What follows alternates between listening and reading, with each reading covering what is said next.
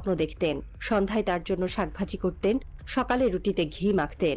আজ সেই মায়ের কোলে শুধু একটি ভাঁজ করা পতাকা। তৌকির কোনো জেনারেল ছিল না, কোনো সুপারস্টার ছিলেন না। তিনি ছিলেন শান্ত এক ছেলের প্রতিরূপ, যিনি হয়তো রাতে বাবাকে ফোন করতেন, সকালে মায়ের খোঁজ নিতেন। একজন তরুণ যিনি ইমানের মতো বিশ্বাস করতেন দেশের প্রতি দায়বদ্ধতায়। তৌকির ইসলাম সাগরের মৃত্যুর মধ্য দিয়ে আমরা দেখেছি জীবনের গভীর মূল্য।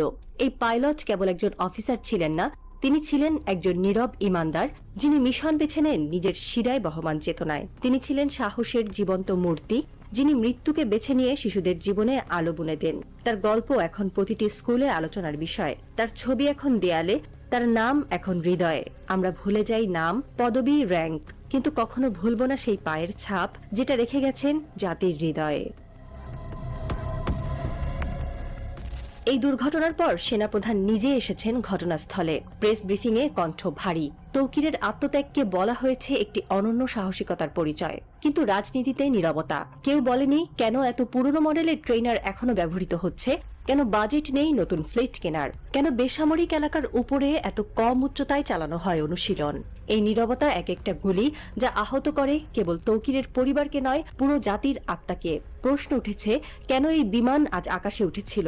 কেন সিগন্যাল না থাকলেও বিমান ওড়ানো হয়? বিমান কি পুরনো ছিল? কনফিগারেশন কি ঠিক ছিল না? সামরিক সূত্রগুলো বলছে এটি ছিল একটি রুটিন মিশন, কিন্তু প্রতিটি জীবনই কি রুটিনে হারিয়ে যাওয়ার মতো? সামরিক বাজেটে যেখানে শত শত কোটি টাকা চলে যায় ভিজিবিলিটি প্রজেক্টে, সেখানেই কেন পাইলটের জন্য নিরাপদ জরুরি অবতরণ ব্যবস্থা নেই? একজন এয়ারফোর্স অবসরপ্রাপ্ত অফিসার বলেছেন, এই দুর্ঘটনা শুধু প্রযুক্তিগত নয়, এটা একটা সাংগঠনিক ব্যর্থতা। কিন্তু কেউ জবাব দিচ্ছে না, কেউ দায় নিচ্ছে না।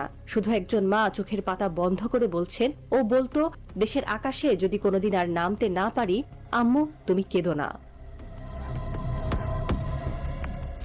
সন্ধ্যা নামে, কাঁসার থালার মতো ঢাকার আকাশ রক্তিম হয়ে ওঠে। মানুষ বাড়ি ফিরে যায়, নিউজ হেডলাইন বদলে যায়, কিন্তু কিছু মৃত্যু থাকে যা হেডলাইন হয় না, হয়ে যায় এক একটা দীর্ঘশ্বাস, এক একটা ইতিহাস।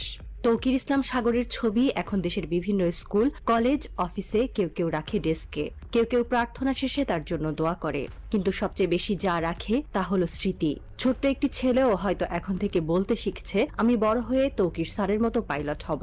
সাগরের মা আজকাল কারো সাথে তেমন কথা বলেন না, কেবল মাঝে মধ্যে ছেলের পুরনো চিঠিগুলো পড়ে চোখ বন্ধ করে বলেন, ও বলতো, আমি যদি একদিন ফিরে না আসি, তখন তুমি জানবে আমি দেশকে বেছে নিয়েছি।